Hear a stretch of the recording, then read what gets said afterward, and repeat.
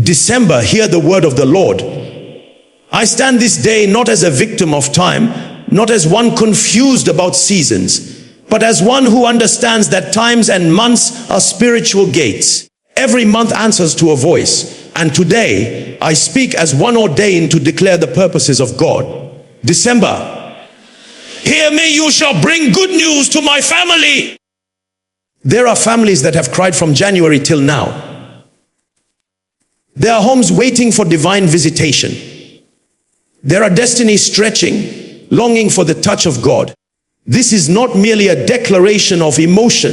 This is a governmental decree in the realm of the Spirit. December, you will not conclude our year with sorrow, regret, or stagnation.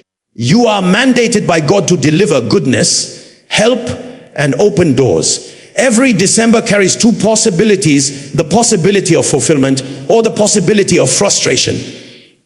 But tonight, I command alignment.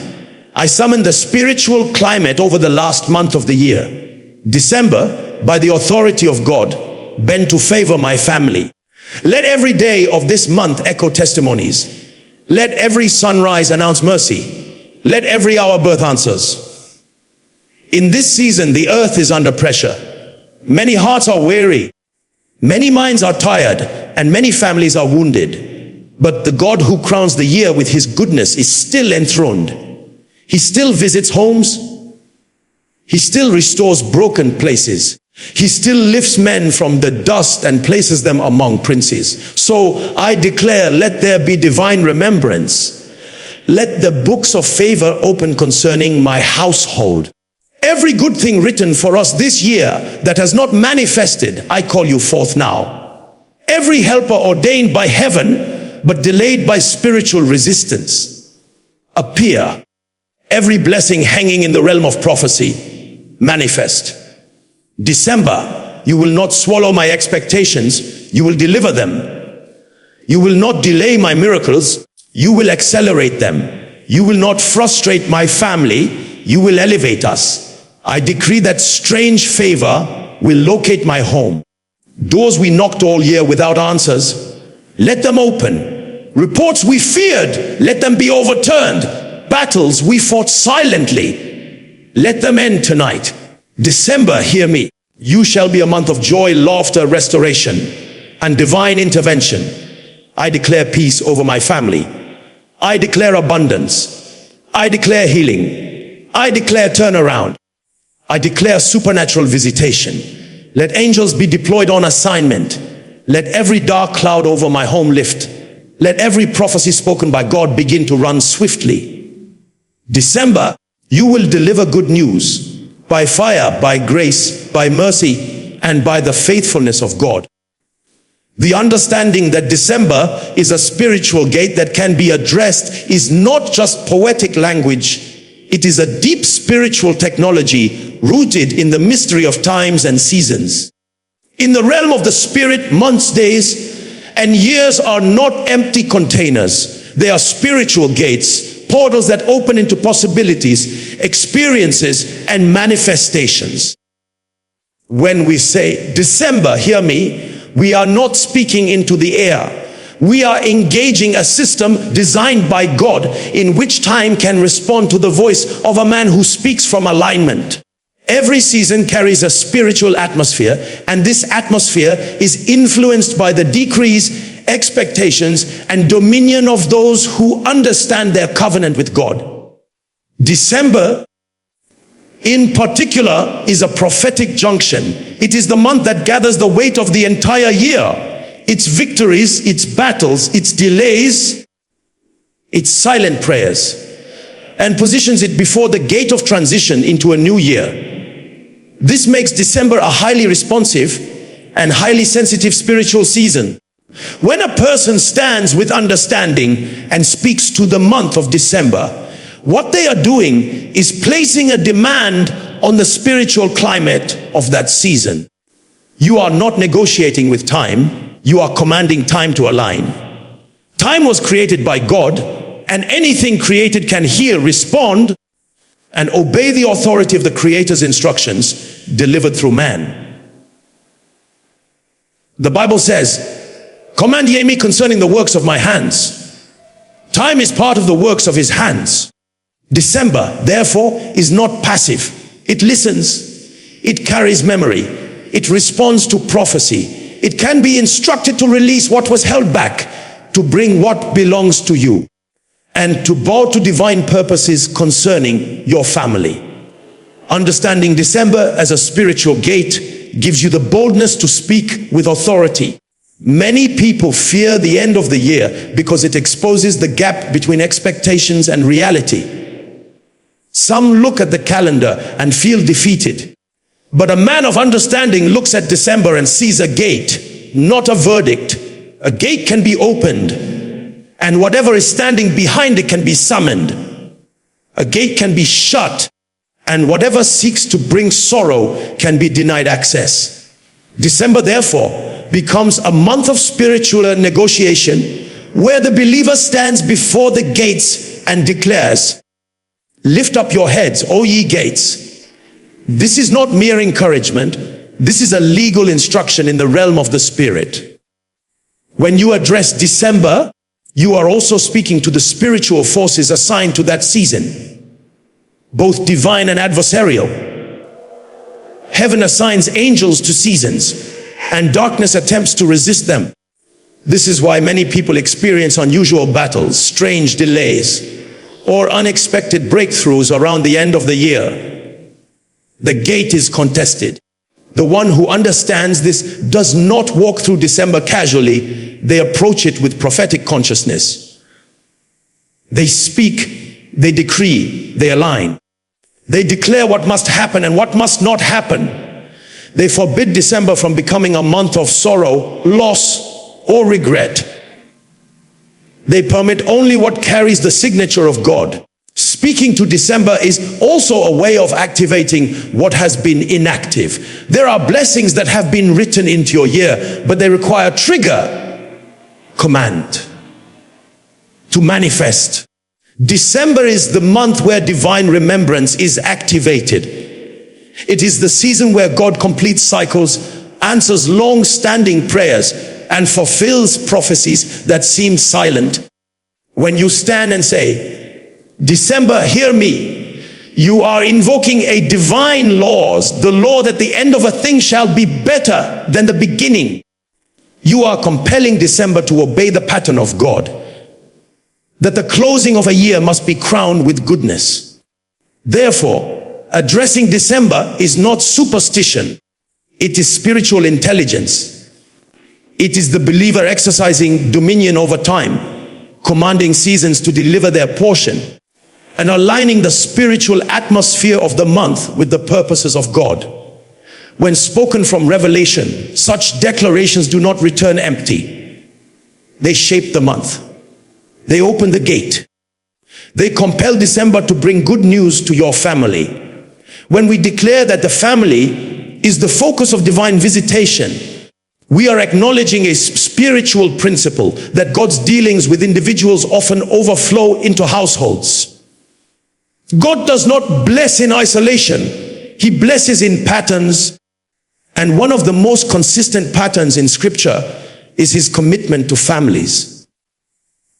When you summon December to bring good news, you are not merely asking for personal breakthroughs. You are invoking a blessing that covers your entire household, because destiny is bigger than one person. Families are spiritual entities. They carry collective identities, shared battles, inherited limitations, and corporate promises. A transformation in one person can influence an entire lineage, but there are times when heaven chooses to visit the whole family at once, uprooting ancient burdens and releasing generational blessing. That is the dimension December is commanded to fulfill. Every family carries stories, some joyful, some painful, some unresolved. There are families that have cried in secret for years, families waiting for divine intervention, families who have battled cycles of sickness, delay, lack, confusion, or spiritual oppression. When you declare that December must bring good news to your family, You are inviting the power of God to step into those silent places that conversations cannot fix. You are asking for divine visitation that does not touch one person while leaving another behind, but one that sweeps through the home like a wind of restoration. When God visits a family, he does not only bring breakthroughs, he brings peace. He brings order. He brings healing between relationships. He brings wisdom where there was confusion. He brings provision where there was insufficiency. Divine visitation means heaven has taken interest in the affairs of your household. A believer who prays only for themselves is limited, but a believer who speaks over their family is functioning with generational vision. Families represent foundations. Whatever God corrects or blesses at the level of family becomes a seed for generations yet unborn. Some families need God to rewrite their story. Some need God to break patterns that have followed them for decades. Some need God to bring reconciliation, forgiveness, clarity, or repentance. Some need the kind of good news that shifts the atmosphere in the home, lifting burdens that words cannot articulate. December becomes a spiritual container for such transformation when you command it intentionally. When you decree that December must bring good news to your family, you are also breaking the power of negative expectations. Many families enter the last month of the year with fear, fear of loss, fear of bad news, fear of unexpected tragedy. In many regions, December is even associated with accidents, illnesses, and misfortunes. But when you stand with authority and speak over your household, you are erecting a spiritual shield. You are declaring that this December will not follow the negative patterns of previous years. You are forbidding sorrow. You are establishing the rule of God over the emotional, financial, and relational climate of your home. Good news to your family is not limited to one dimension. It can be a job breakthrough for one member, healing for another, reconciliation for another, answered prayers for another. What matters is that the atmosphere of your home shifts from heaviness to joy. Divine visitation rearranges things. It interrupts cycles. It brings acceleration where there was stagnation. It introduces divine wisdom for decisions your family has struggled with. It brings favor that lifts the household from surviving to thriving. By focusing on the family when addressing December, you are positioning your home as the target of God's end of year mercy. You are declaring that the last month will not merely close the year, but will become the vessel through which heaven pours answers, peace, and joy into your household. It is a prophetic decision to let God's goodness run through your bloodline, touching everyone connected to you. This is what it means for the family to be the focus of divine visitation. The understanding that prophetic decrees can shape seasons is one of the deepest spiritual technologies God has entrusted to mankind. Words are not mere sounds. They are spiritual instruments, forces that travel into the fabric of time and influence the outcomes of moments, days, and months. When a man stands in alignment with God and releases a decree, he is not expressing an opinion. He is legislating.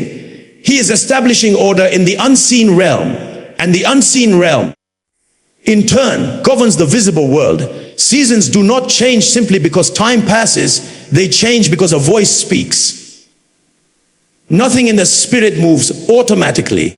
What manifests in the physical is often the result of declarations made, consciously or unconsciously, by men. This is why prophetic decrees carry such weight.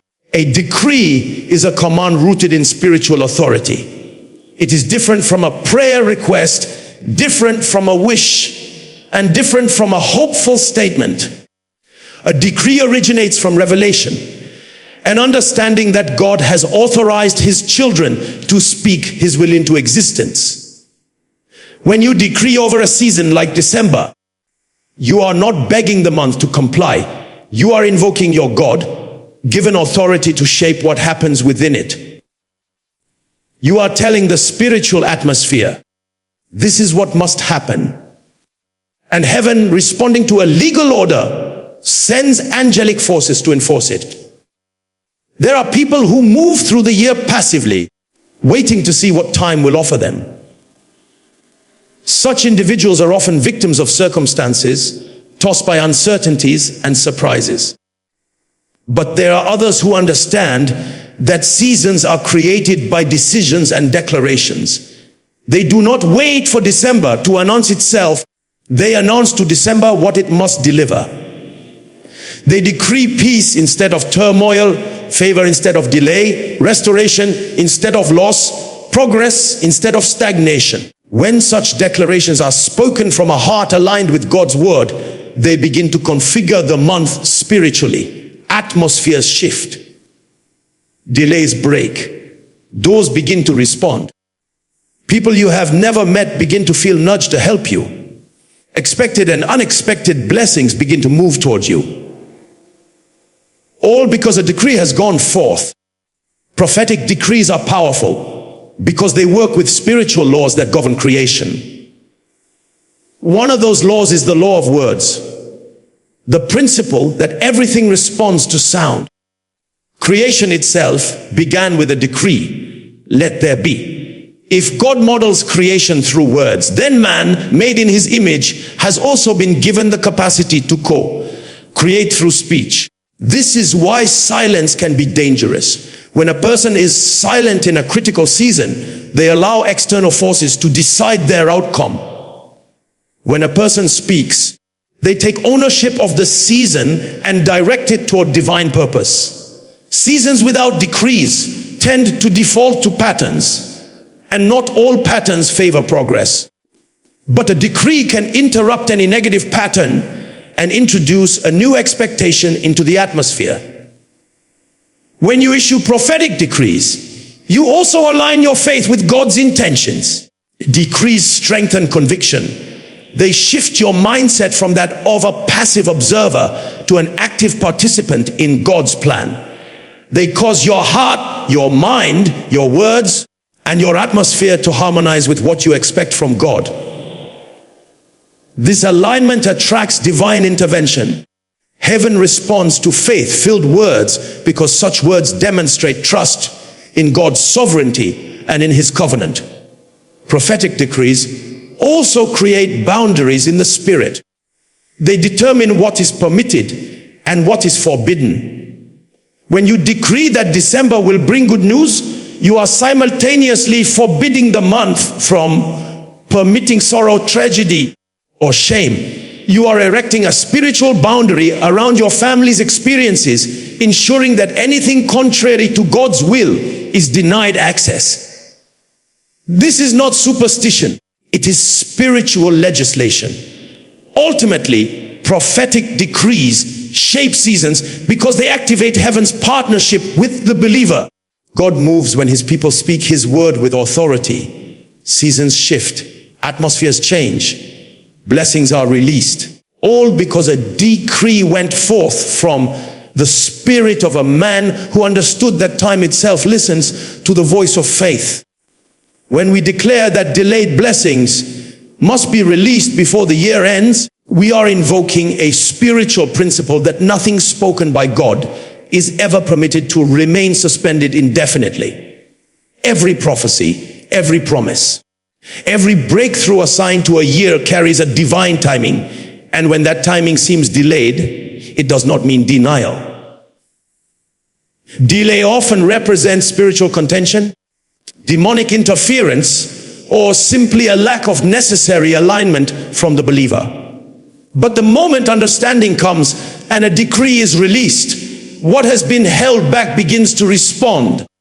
December becomes the month where the believer insists that everything mendum within the year must find expression before the curtain closes. It becomes a season of spiritual insistence where time is compelled to give up what it has been holding.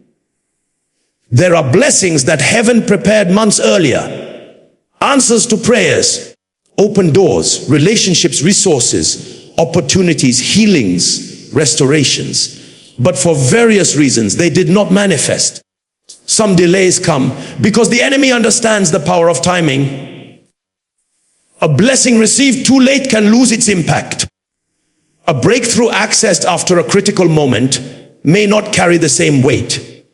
Therefore, when a believer commands December to release delayed blessings, they are engaging the mystery of divine acceleration, a realm where God compresses time to ensure you do not step into the new year empty-handed. This is the dimension where God restores lost opportunities and multiplies results in a short time. December is a spiritual gate, and gates are places where verdicts are issued. When you stand in December and make a decree, you are speaking from a prophetic altitude that allows you to call forth blessings from January, February, March, and beyond. You are telling the year, you will not close until everything written for me manifests. It is a spiritual subpoena served to the atmosphere. Things that resisted you earlier begin to bow. Systems start to shift. People who forgot you suddenly remember. Documents that were stuck begin to move. Because the command from the believer creates pressure in the spirit, compelling December to deliver what belongs to you. Delayed blessings are often tied to spiritual warfare. The enemy fights the manifestation of prophecy because he knows that the moment a breakthrough appears in the physical realm, it becomes a testimony, and testimony becomes a weapon. That is why many people experience intense battles toward the end of the year. It is not coincidence. It is contention. Darkness seeks to push what should happen now into another year. But when you declare, December, release what belongs to me, you are breaking the cycle of rollover disappointments. You are refusing to carry unfulfilled promises into another season. There are also blessings that require maturity, preparation, or positioning. Sometimes the year was waiting for you to grow in understanding or obedience. But once growth happens, delay must end. When the believer speaks at the gates of December, they are announcing to the spiritual realm that readiness has been achieved, alignment has come, and manifestation must follow. Heaven honors that announcement. December is unique because it carries the anointing of completion. It is the month where God perfects what concerns you. It is the season where unfinished testimonies must be completed. When you speak into December concerning delayed blessings, you are activating the divine law that God crowns the year with his goodness. That crowning means nothing is permitted to remain incomplete. There is also something powerful about urgency in the spirit. When you speak with urgency, not fear, but conviction, you create momentum. Delayed blessings begin to gather speed. What would have taken months can happen in days. This is not because God rushes, but because spiritual resistance collapses under prophetic pressure. Therefore, insisting that delayed blessings must be released before the year ends is not desperation. It is alignment with God's pattern of finishing well. It is the believer declaring that the year will not end with empty hands, unfulfilled expectations, or aborted promises. December becomes the month where heaven releases everything that was pending, ensuring that you and your family step into the new year with testimonies, not regrets. When we say that divine favor and help are activated through speaking, we are acknowledging a profound spiritual law. Nothing of spiritual value is truly mobilized until a voice gives it permission. Favor does not move randomly, and help does not appear accidentally. They are responses to spiritual summons issued by a believer who understands the power of prophetic speech. Words are not empty expressions of emotion. They are carriers of spiritual energy.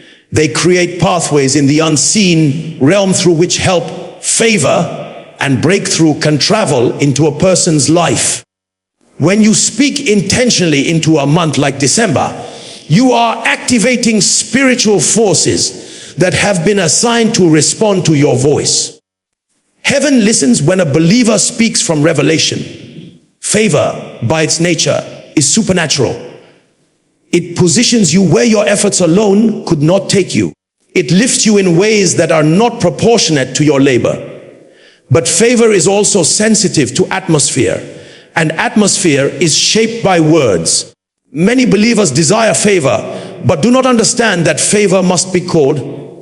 Favor responds to decrees. Favor is stirred when a man or woman opens their mouth and declares alignment with divine intention. When you speak, you are not merely expressing desire.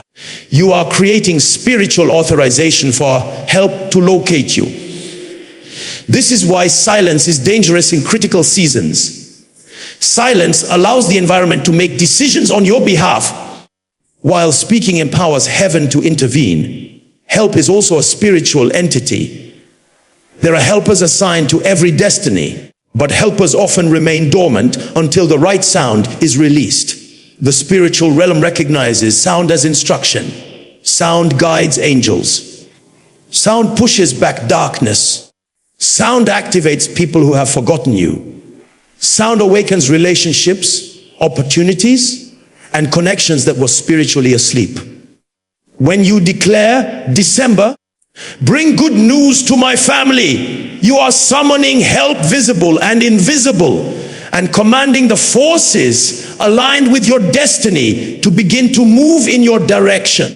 God designed help to respond to speech because speech reveals alignment. It reveals what the believer expects. It reveals faith. And faith-filled words are magnets to divine activity. The moment a declaration is released, heaven begins to arrange circumstances, stir hearts, and orchestrate movements. Someone who had no intention of blessing you suddenly becomes restless until they obey the divine nudge. Someone who forgot your name suddenly remembers you. Someone who withheld support suddenly finds reasons to help. This is not coincidence. It is the result of words shaping outcomes. Prophetic speaking also breaks resistance. There are times when favor and help are available, but spiritual opposition stands between you and their manifestation. Patterns of delay, fear, confusion, or sabotage can hinder what God has prepared. But when you speak with authority, you break through these barriers. Words are weapons. Words pierce through resistance. Words tear down spiritual walls that keep help away. Many families struggle not because help is unavailable, but because help has been spiritually blocked. When you declare into December, you are giving heaven the legal basis to tear down those walls and open pathways for divine intervention. Another dimension of activating favor through speaking is that your words create internal readiness. When you speak favor, your mind begins to expect it. You begin to recognize opportunities more easily. You start moving with confidence rather than fear. This alignment between your spirit, soul, and speech opens the way for favor to settle on you. Favor cannot rest where there is contradiction between belief and speech. Speaking brings unity within you, and unity attracts heaven. Finally, speaking creates momentum. It builds spiritual pressure in your environment. The more you declare favor, the more the spiritual realm aligns with those declarations. December becomes charged with expectation. Your home becomes filled with prophetic energy. This is why you see sudden breakthroughs toward the end of the year. For those who speak intentionally, they have activated help through the force of utterance. Therefore, when we say favor and help are activated by speaking, we mean that your words call forth for what heaven already prepared. Your declarations open doors, mobilize helpers, dismantle barriers, and create an atmosphere where good news must manifest. It is a spiritual law that speaking precedes manifestation, And December responds to the voice that understands this truth. There are seasons in a man's life when God does not just visit him, he announces him.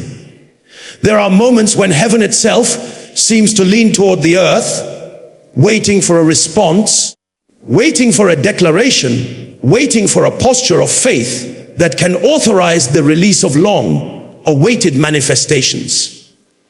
December carries that kind of prophetic weight.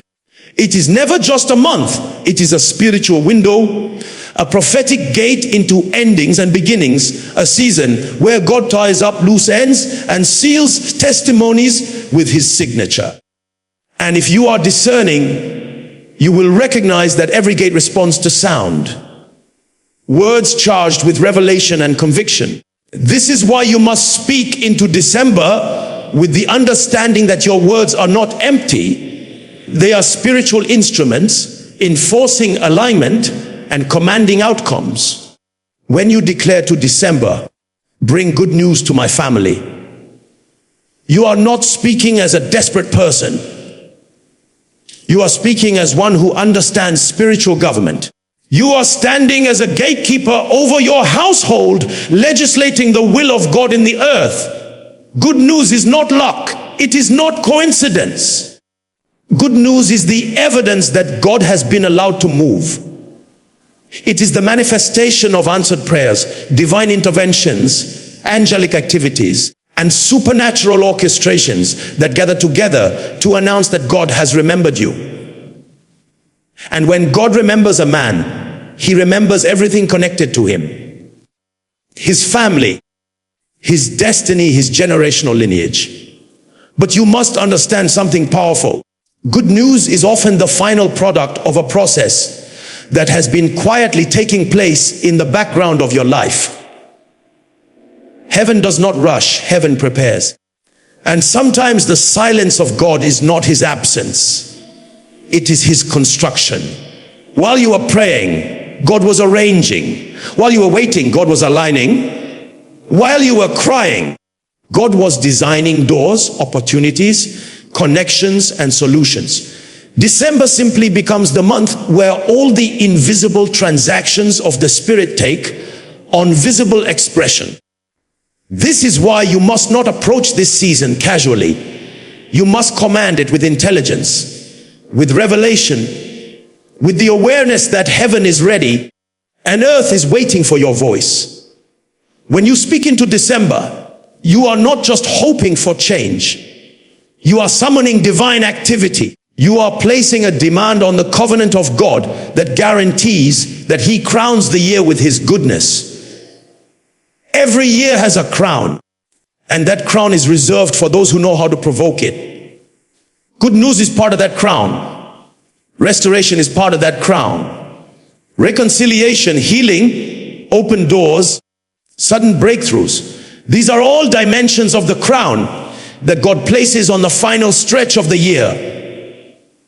But the crown is activated by your decree. This is why you must resist the temptation to interpret your December through the lens of past disappointments. The fact that 11 months seemed slow does not mean the 12th will follow the same pattern. God does not need a year to bless you. He only needs a moment. And December is filled with moments pregnant with divine possibilities. Every day is a seed, every hour a doorway, every minute an opportunity for God to introduce a new chapter in your family. So lift your voice and speak. Declare with the confidence of a believer who knows that heaven backs him. Say to December, you will not end like every other month. You will not repeat the patterns of past seasons. You will yield good news. You will align with the will of God. You will cooperate with my prophecy. You will deliver testimonies that my family has waited long for. And as you speak, watch how heaven responds, how angels move, how situations shift, and how good news begins to locate your household with precision and speed. There are moments when a person must realize that spiritual seasons are not governed by time alone, but by perception. December is not powerful because it is the last month of the year. It is powerful because it represents the prophetic symbol of completion. It is the season when God demonstrates that He is the Alpha and the Omega, not only the one who begins stories, but the one who concludes them with glory. And to experience good news in this season, your heart must be aligned with the intelligence of thanksgiving and expectation. Gratitude is not a reaction to what God has done. It is a recognition of who God is. It is a spiritual key that unlocks what prayer alone cannot release. Thanksgiving completes cycles. Thanksgiving multiplies what you already have. Thanksgiving opens the doors for what has not yet arrived. Gratitude is the womb that carries the manifestation of good news. There is a posture your heart must adopt in this season, the posture of one who understands that God has never failed and He will not start with your family. Even when you do not yet see signs, lift a song. Even when the evidence is not visible, lift your hands. Even when the answers have not reached your door, lift your expectation. Good news rarely comes to the ungrateful. Praise creates an atmosphere where the miraculous is empowered to manifest without obstruction. When you thank God in advance, you are creating a highway in the spirit for testimonies that were already ordained to reach you. But beyond thanksgiving, you must cultivate an unshakable expectation. Expectation is the womb of manifestation. Whatever you do not expect, you silently reject. You can pray, you can declare, you can prophesy. But without expectation, your words become like seeds thrown on dry stone. Expectation is what waters prophecy. It keeps the heart open and the spirit alert. It is the posture of one who has decided that his story must shift. His family must experience joy. His household must receive divine visitation. There is something powerful about a believer who expects God to do something. Heaven responds to faith, but it rushes toward expectation. In this season, guard your atmosphere. Do not allow fear, doubt, or negative voices to corrupt the environment where your good news is incubating. Just as a pregnant woman protects her womb from danger, protect the prophecies spoken over your family. Avoid conversations that drain faith. Walk away from environments that magnify impossibility. Surround yourself with the language of hope, the atmosphere of praise, the sound of prophecy, and the presence of God. What you protect will survive. What you neglect will wither. December is a sensitive season. Your spirit must be guarded with purpose and discipline. As you posture yourself in gratitude, expectation, and spiritual vigilance, remember that God often moves in ways that surprise those who think they have understood Him. Do not box Him into the patterns of your past. Your family may have struggled for years, but one encounter with God in December can rewrite an entire lineage. Your household may have faced repeated battles, but one divine visitation can silence every voice of shame. Be open to unusual answers, unexpected helpers, and unconventional pathways. Good news does not always come wrapped the way you imagine. Sometimes God hides breakthroughs in conversations, in instructions, in relationships, in small moments that seem insignificant until you look back and realize they shifted your entire destiny. So stand in this season with joy, not fear, with expectation, not worry, with thanksgiving, not complaining. Speak into December with confidence. Guard your atmosphere, keep your faith alive, and stay sensitive to divine movements. For the God who begins journeys is also the God who finishes them with testimonies. And He will not allow this year to close without placing good news in the hands of your family as a sign that He was present all along, working behind the scenes. December will not end empty for you. Your household will not cross into a new year without evidence of God's goodness. Your season of delay has expired, and your day of rejoicing is already on its way.